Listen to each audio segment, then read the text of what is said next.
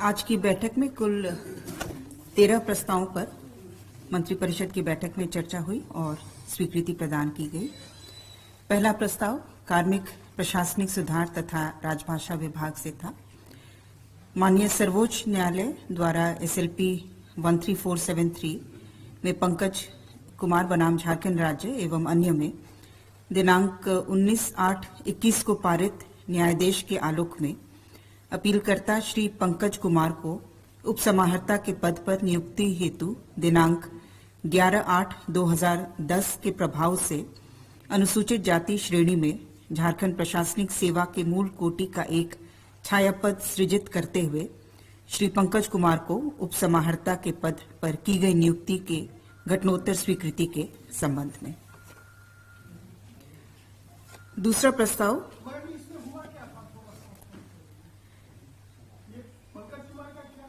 इसमें मामला उन्हें अनुसूचित जाति की श्रेणी में रखा जाएगा अथवा नहीं झारखंड में, इससे संबंधित एक मामला विचाराधीन था और SLP जो 13473 है उसमें जो न्यायादेश पारित हुआ उसके आलोक में 2010 के प्रभाव से उन्हें उपसमाहर्ता के पद पर नियुक्ति किए जाने का आदेश पारित हुआ।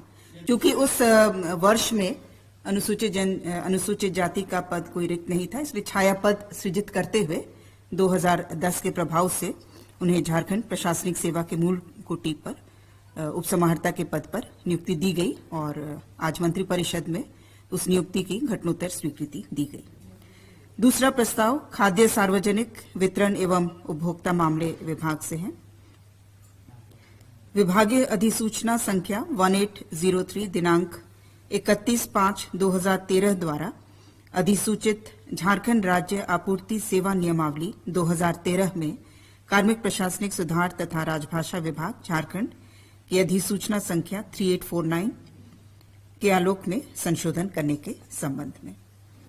तीसरा प्रस्ताव महिला बाल विकास एवं सामाजिक सुरक्षा विभाग से झारखंड बाल विकास सेवा अराजपत्रित कर्मचारी भर्ती तथा सेवा शर्त नियमावली 2006 में आंशिक संशोधन के संबंध में। चौथा महिला बाल विकास एवं सामाजिक सुरक्षा विभाग से झारखंड बाल विकास अराजपत्रित कर्मचारी महिला पर्यवेक्षिका सेवा संवर्ग भर्ती प्रोन्नति तथा सेवा शर्त संशोधन नियमावली 2021 की स्वीकृति के संबंध में।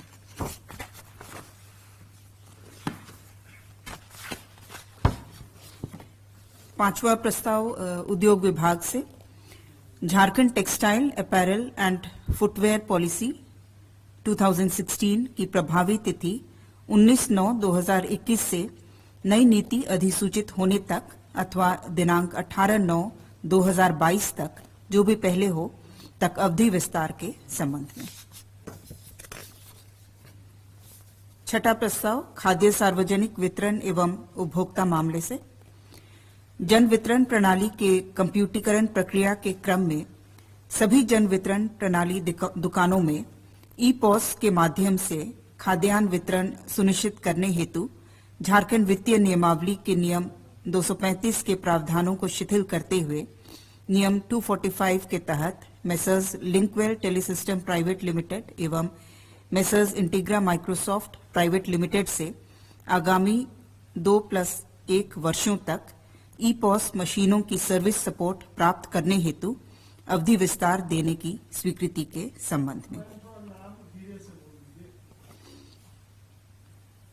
इसमें जन वितरण प्रणाली के कंप्यूटरीकरण प्रक्रिया में जो ई-पॉस मशीनें ली गई थी इकरारनामा के तहत, जो कि बिल्ड ओन ऑपरेट मॉडल के आधार पर ये इकरारनामा हुआ था, तो ये 5 वर्ष जो इकरारनामा की अवधि थी वो पूर्ण हो चुका है और इसे 2+1 वर्षों के लिए ये सर्विस सपोर्ट उन्हीं एजेंसी से सिस्टम इंटीग्रेटर से लिए जाने के प्रस्ताव पर स्वीकृति दी गई और इस दौरान जो ई-पॉस डिवाइसेस हैं इनकी कार्यक्षमता का भी मूल्यांकन किया जाएगा। इनकी कार्यक्षमता की तकनीकी समिति द्वारा फंक्शनैलिटी एसेस किया जाएगा, जिसके आधार पर आगे निर्णय लिया जाएगा।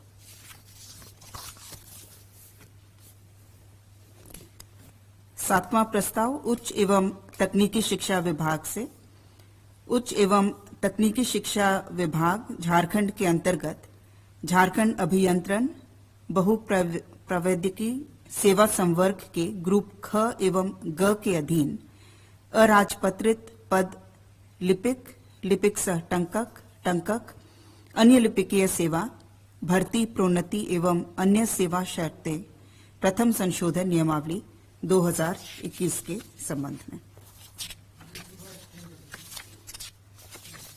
इसमें भी जो संशोधन कार्मिक विभाग द्वारा किया गया है परीक्षा संचालन नियमावली में, उन्हीं संशोधनों को किया गया है। इस नियमावली में जो पूर्व के प्रावधान थे, इसमें जो पूर्व का प्रावधान था कि झारखंड स्वास्थ्य सेवा संवर्ग के ऐसे पदाधिकारी जिन्हें स्नातकोत्तर उपाधि एवं इसके उपरांत भारतीय चिकित्सा परिषद द्वारा मान्यता प्राप्त अस्पतालों में न्यूनतम 3 वर्षों का रेजिडेंट, सीनियर रेसिडेंट, ट्यूटर के रूप में शैक्षणिक अनुभव प्राप्त है, सहायक प्राध्यापक के पद के लिए आवेदन करने के पात्र होंगे। और जो अभी संशोधित प्रस्ताव है उसके अनुसार झारखंड स्वास्थ्य सेवा संवर्ग के ऐसे पदाधिकारी जिन्हें स्नातकोत्तर उपाधि एवं इसके उपरांत राष्ट्रीय आयुर्विज्ञान आयोग के द्वारा समय समय पर निर्धारित अर्हता, योग्यता एवं मापदंड को पूर्ण करते हैं, सहायक प्राध्यापक के पद के लिए आवेदन करने के पात्र होंगे।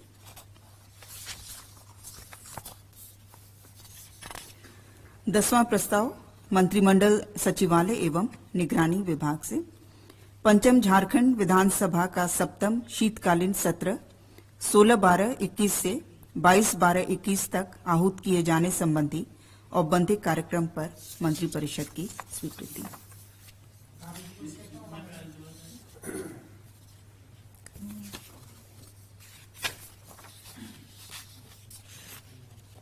इसमें 16 आपका शपथ या प्रतिज्ञान ग्रहण, 17 है आपका शनिवार 18-19 शनिवार रविवार बैठक नहीं होगी, 20 है आपका 21 और 22, यानी कि कुल आपके 5 कार्य दिवस।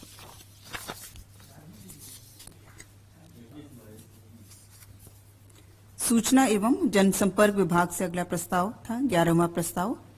नेशनल ज्योग्राफिक द्वारा डॉक्यूमेंट्री फिल्म के निर्माण पर होने वाले व्यय 2,37,00,000 मात्र प्लस जीएसटी पर मनोनयन के आधार पर कार्य आवंटित करने हेतु वित्त नियमावली के नियम 235 का शिथिलीकरण का प्रस्ताव।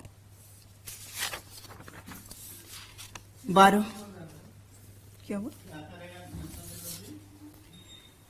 ये झारखंड राज्य से संबंधित डॉक्यूमेंट्रीज का निर्माण करेंगे ताकि झारखंड राज्य को हम लोग वैश्विक मानचित्र पर हम लोग स्थापित कर सकें। उसके लिए क्वालिटी डॉक्यूमेंट्री फिल्म्स का निर्माण इनके द्वारा किया जाएगा।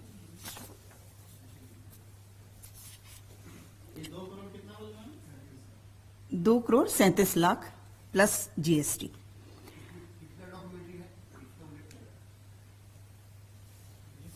कितना डॉक्यूमेंट्री? ये 4 विषय इसके लिए निर्धारित किए गए हैं। वाइल्ड लाइफ पर, adventure, people and culture, pristine Jharkhand. Wild life, दूसरा है एडवेंचर, तीसरा है पीपल एंड कल्चर और चौथा है प्रिस्टीन झारखंड। 12वां प्रस्ताव गृह कारा एवं आपदा प्रबंधन विभाग से विभागीय अधिसूचना संख्या 5173 द्वारा अधिसूचित झारखंड राज्य विधि विज्ञान प्रयोगशाला लिपिकीय सेवा संवर्ग नियमावली 2012 में कार्मिक प्रशासनिक सुधार तथा राजभाषा विभाग झारखंड की अधिसूचना संख्या 3849 दिनांक 12/8/21 के आलोक में संशोधन के संबंध में। इसमें कार्मिक विभाग द्वारा जो संशोधन किए गए हैं उसी आलोक में विधि विज्ञान प्रयोगशाला नियमावली में भी संशोधन प्रस्तावित था, जिसकी स्वीकृति दी गई। 13वां प्रस्ताव स्वास्थ्य चिकित्सा शिक्षा एवं परिवार कल्याण विभाग से वित्तीय वर्ष 2021 से 24 की अवधि के लिए आयुष्मान भारत मुख्यमंत्री जन आरोग्य योजना के कार्यान्वयन एवं झारखंड राज्य खाद्य सुरक्षा योजना से आच्छादित हरा कार्ड धारित लाभुकों को उक्त योजना के तहत आच्छादित करने हेतु घटनोत्तर स्वीकृति मंत्रिपरिषद द्वारा प्रदान की गई।